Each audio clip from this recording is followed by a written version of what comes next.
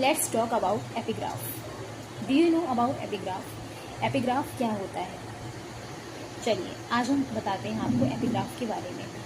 Epigraph एक ऐसी quotation होती है, एक ऐसा सेंटेंस होता है पोएम में जो किसी और राइटर से एसोसिएट करता है। यस, मान लीजिए आपने एक पोएम को लिखा, आप एक राइटर हैं और आपने कोई भी पोएम को लिखा। उस पोएम में from the beginning of the poem, okay, एकदम स्टार्ट में जो फर्स्ट लाइन है, ठीक है, वो आपने जो कोटेशन उसमें लिखी है वो किसी और राइटर की है, वो किसी और पोएट की है, ठीक है।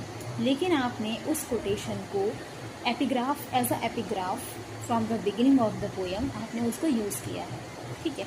लेकिन वो आपने कॉइन नहीं की है, वो कोटेशन या वो स्पीच, जो भी वो वर्ड्स हैं, जो भी वो सेंटेंस है, जो भी वो क्लॉज है, वो आपने कॉइन नहीं किया है, वो कॉइन किया है किसी और राइटर ने।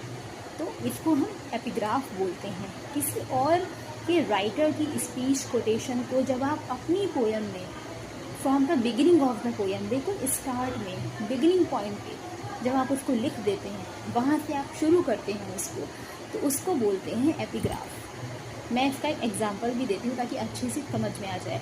जैसे कि अर्नेस्ट हेमिंग्वे ने अपने सन आल्सो राइजेस में वर्क्स में स्टार्ट में दिया है लॉस्ट जनरेशन, लॉस्ट जनरेशन। लेकिन लॉस्ट जनरेशन जो उन्होंने लिखा है एज अ एपिग्राफ, ठीक है, एज एन एपिग्राफ जो उन्होंने लिखा है द लॉस्ट जनरेशन, वो उन्होंने कॉइन नहीं किया है, वो कॉइन किया था गर्ट्यूड स्टाइन ने। लेकिन उन्होंने अपनी पोएम में गर्ट्यूड स्टाइन की इस कोटेशन को एज अ एपिग्राफ यूज़ किया है, okay, as an epigraph use किया है। तो इसको हम बोलते हैं एपिग्राफ।